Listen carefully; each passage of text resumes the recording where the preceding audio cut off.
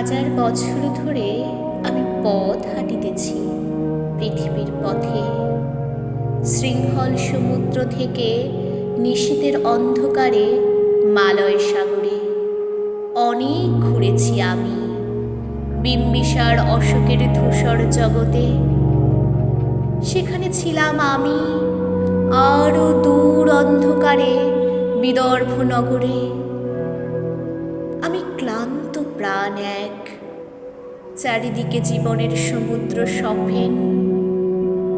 আমারে দুদণ্ড শান্তি দিয়েছিল নাটোরের বনলতা সেন। চুল তার কবেকার অন্ধকার বিদিশার নিশা, মুক্তার শ্রাবস্তির কারুকার্য।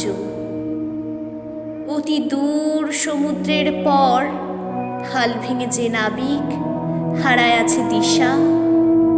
সবুজ ঘাসের দেশ যখন সে চোখে দেখে দারুচিনি দ্বীপের ভিতর, তেমনই দেখেছি তারে অন্ধকারে। বলেছে সে, এতদিন কোথায় ছিলেন? পাখির নীড়ের মতো চোখ তুলে নাটোরের বনলতা সেন। সমস্ত দিনের শেষে শিশিরের শব্দের মতন সন্ধ্যা আসে। ডানার রৌদ্রের গন্ধ মুছে ফেলে চিল। পৃথিবীর সব রং নিভে গেলে পাণ্ডুলিপি করে আয়োজন। তখন গল্পের তরে জোনাকির রঙে ঝিলমিল।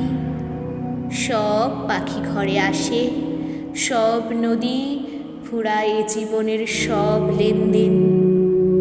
থাকে শুধু অন্ধকার, মুখোমুখি বসিবার বনলতা সেন।